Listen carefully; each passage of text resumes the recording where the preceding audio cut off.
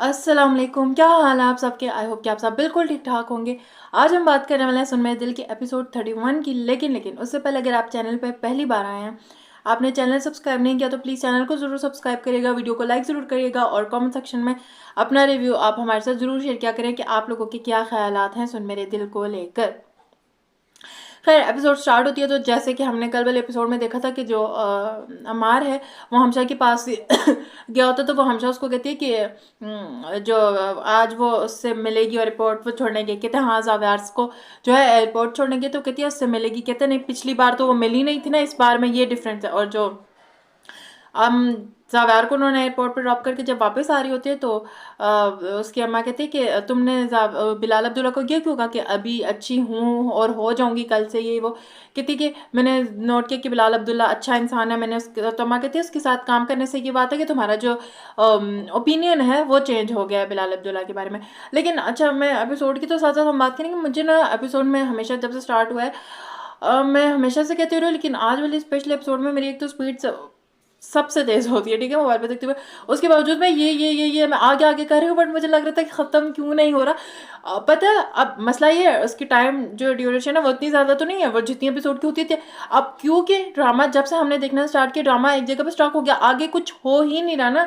जिसका हम का उसकी जो एग्जीक्यूशन है वो इतनी स्लो है, जो पेस है एपिसोड की इतनी ज़्यादा स्लो है कि बंदा आगे आगे कर करके भी मेरा तो ऑनेस्टली, और ऊपर से इतने फजूल के डायलॉग्स हैं ना कि सुनने को दिल ही नहीं करता। मैंने तो ये करके ख़त्म करने की कोशिश की कि मुझे डायलॉग सुनने को भी दिल नहीं कर रहा था।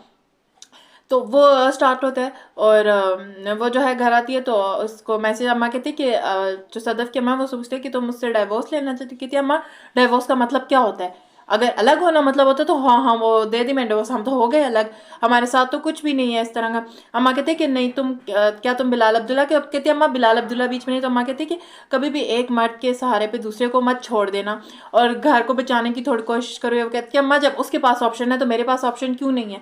जब उसको मैंने थप्पड़ मारा तो वो तड़प गया था, ये वो। और जो दानिया है, अब तो मैं दानिया का पहले से इरिटेट होती, बट अब दानिया का कैरेक्टर ना मुझे इंतहाई सर दर्द लगता है। जब दानिया का कैरेक्टर था मैं कहती हूँ यार, ऊपर से पता है वही बात है, किसी चीज़ की लॉजिक तो है नहीं, बट ऑनेस्टली कभी कभी तो चलो मैं कहती हूँ मजाक में उड़ा देती हूँ सारी चीज़ को, लेकिन कभी कभी होता है ना आपकी तबीयत भी ठीक नहीं होती और आपको होता है यार मुझे रिव्यू करना, मुझे वीडियो बनाने, उस वक्त जो इसको देखना मुश्किल हो जाता है ना, तो वो जब उसको फ़ोन करके अच्छा तो मुझे पता चल गया तो मुझसे मोहब्बत कर सके थे।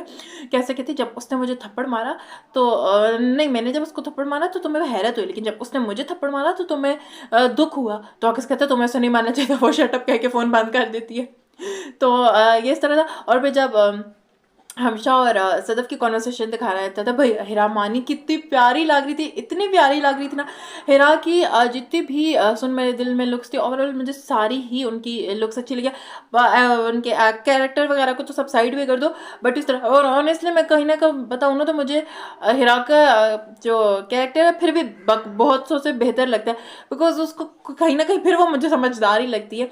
जब वो किसे कहती है हाँ, सदफ हमशा से पूछते हैं कि तुम फराज से मिलने गई थी। कहते हैं हाँ, मैंने सोचा शादी तो हो नहीं सकती, चलो फ्रेंडशिप तो करी। कहते हैं शादी क्यों नहीं सकती? कहते हैं हमने तुम्हारे वाला सारा सिस्टम देखा है ना, शादी का क्या हाल होता है। और फिर जब वो से पूछती है कि तुमने उसका क्या हुआ जिससे तुम प्यार करती थी? तो जब वो उसको कहती है कि वो किसी और के पीछे, तो फिर सदफ उसको कहती है कि वो पता नहीं कैसी लड़की थी जिसने उसे छोड़ दिया, यानी अपने बारे में कह रही बट उसको पता नहीं है। तो वो कहते हैं नहीं नहीं, उसको पता नहीं था तो उसने छोड़ दिया, और वो बाकी अमेरिका गए हुए हैं। फिर दानिया के पास जाकर उसको कहते तो मेरा फ़ोन नहीं उठाती, कहते तुम तो ऐसे रोब जुबाए रहे हो जैसे मेरे शोर हो। ऑनेस्टली बस यही दो तीन चीज़ें थी बीच के, अब इतने लंबे लंबे डायलॉग्स में क्या ही उन पर बात करूँ, मैंने तो खुद ही नहीं सुने, मुझे और तक ख़त्म।